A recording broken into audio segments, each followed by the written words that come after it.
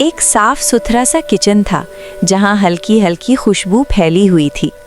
अम्मी चूल्हे पर कुंडे बना रही थीं और नन्ही सी अनाया खामोशी से उन्हें देख रही थी। अनाया ने प्यार से पूछा, अम्मी, हम कुंडों की न्याज़ क्यों दिलवाते हैं और हज़रत इमाम जाफ़र सादिक कौन थे? अम्मी मुस्कुरा कर बोलीं, बेटा अनाया, हज़रत इमाम जाफ़र सादिक बहुत बड़े आलिम और सच्चे इंसान थे। वो हमें सच बोलना, अल्लाह पर भरोसा करना और सबके साथ अच्छा सलूक करना सिखाते थे। अम्मी ने चूल्हे पर चम्मच हिलाते हुए कहा, कुंडों की न्याज़ हम अल्लाह का शुक्र अदा करने के लिए देते हैं और दुआ करते हैं कि हमारे घरों में बरकत हो और हमारे दिल नेक बन जाएं। अनाया की आंखें खुशी से चमक उठीं।